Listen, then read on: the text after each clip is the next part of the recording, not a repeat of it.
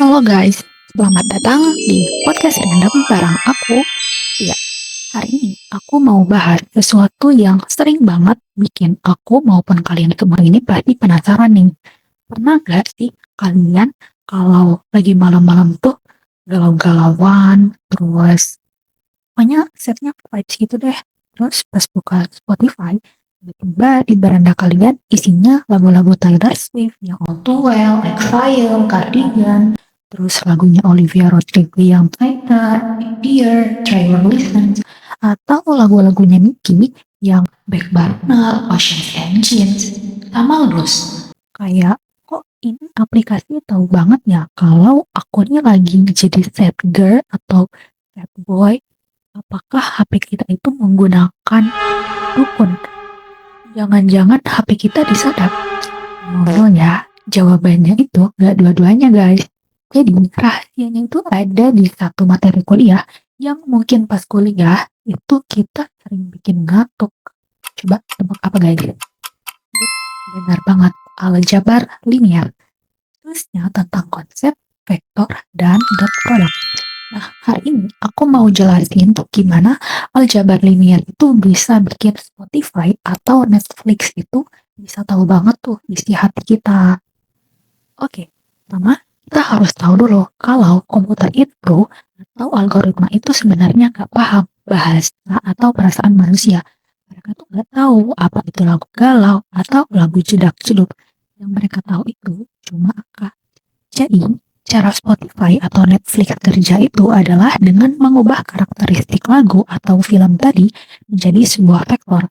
Bayangin aja, vektor itu kayak skor penilaian. Anggap aja kita punya dua basis orientasi atau komponen vektor. Komponen pertama itu ada pada sumbu X untuk mewakili energi atau bit lagu. Jadi, sumbu X itu untuk lagu-lagu yang ngebeat dan energi. Kemudian kita punya komponen kedua, yaitu sumbu Y untuk mewakili tingkat melankolis atau sad vibes tadi. Nah, skala nilainya itu kita tentukan, misalnya kita ambil dari 1 sampai 5. Sekarang kita ambil contoh lagu-lagu yang sering kita dengar nih. Misalnya, kita ada lagu-lagu, kita suka dengar lagu-lagu dengan tipe A. Contohnya misalnya dari Baby Monster, terus Bombay dari Blackpink, atau Jikjin dari Treasure. Nah, ini kan tipikal lagu yang energetik banget tuh dan gak ada galaunya sama sekali. Kemudian kita juga sering tuh dengar lagu-lagu tipe B, misalnya Traitor dari Olivia Rodrigo, All Too Well dari Taylor Swift, dan Back Burner dari Nicki. Aduh, ini sih fix ya lagu-lagu buat nangis tiap malam di pojokan kamar. Nah, sekarang kita definisikan objek-objek ini, tipe-tipe lagu ini ke dalam bentuk matriks baris atau vektor posisi. Pertama, kita punya vektor karakteristik lagu dengan tipe A. Kita sebut saja sebagai vektor V, karena lagunya high energy dan gak galau sama sekali. Jadi, komponen vektornya itu adalah V sama dengan 5, 1. Jadi, sumbu X-nya 5 dan sumbu Y-nya 1. Kemudian yang kedua ada lagu dengan tipe B sebagai vektor W. Itu misalkan sebagai vektor W. Karena ini lagu galau maksimal dan komponen V. Jadi komponen vektornya itu terbalik, yaitu W sama dengan sumbu X-nya itu tadi 1 dan sumbu Y-nya itu menjadi 5. Nah, terakhir algoritma Spotify itu bakal ngebaca story putar kita dan membentuk namanya vektor preferensi pengguna. Kita lambangkan sebagai vektor U. Sebagai vektor kita, anggap saja karakter dengerin kita itu ada di tengah-tengah tapi cenderung suka sama yang galau, lagu-lagu tipe B tadi. Sehingga misalnya kita peroleh komponen vektor U itu sama dengan 2, di sumbu X-nya 2 dan di sumbu Y-nya itu 4. Nah, pertanyaannya, bagaimana komputer itu menentukan lagu mana yang paling mendekati preferensi kita? Caranya adalah dengan mengukur tingkat kemiripan atau kedekatan kedua vektor tersebut menggunakan operasi dot product atau perkalian titik. Secara matematis, dot product itu diperoleh dengan mengalihkan elemen-elemen yang bersesuaian pada kedua faktor. Lalu kita jumlahkan seluruh hasilnya. Nah, kita bisa mulai hitung di sini. Kita hitung dulu dot product antara vektor pengguna dengan vektor lagu tipe A. Dan kita di sini bisa mengalihkan vektor U dengan vektor V.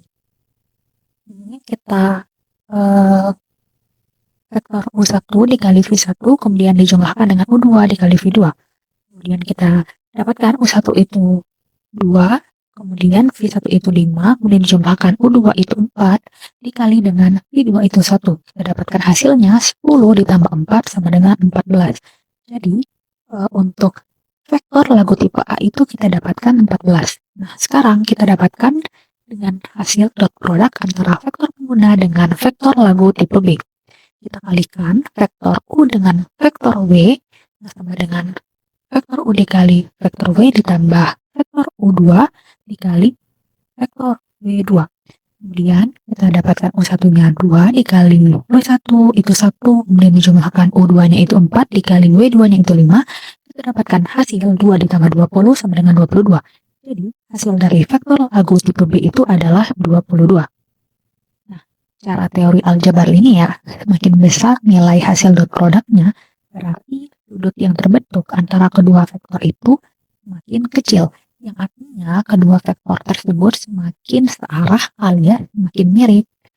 Karena nilai komputasi menunjukkan bahwa skor kedekatan dengan tipe lagu B itu jauh lebih tinggi, yaitu 22 berbanding 14, maka secara otomatis sistem akan mengeksekusi lagu-lagu dengan tipe B atau dengan tipe side vibes itu masuk ke playlist rekomendasi di beranda kita. Nah, jadi kesimpulannya aljabar linear itu bukan cuma teori dan kumpulan angka rumit yang ngebosenin yang ada di papan tulis kelas doang. Nah, tanpa adanya operasi matriks dan vektor ini, kita nggak akan bisa menikmati kemudahan untuk mendapatkan rekomendasi lagu atau film yang pas sama mood kita setiap harinya. Jadi gimana? Ternyata matematika nggak menyeramkan itu kan kalau dihubungin sama kehidupan sehari-hari. Aku Atia, terima kasih sudah dengerin podcast singkat ini. Sampai ketemu di tugas portofolio berikutnya. Bye.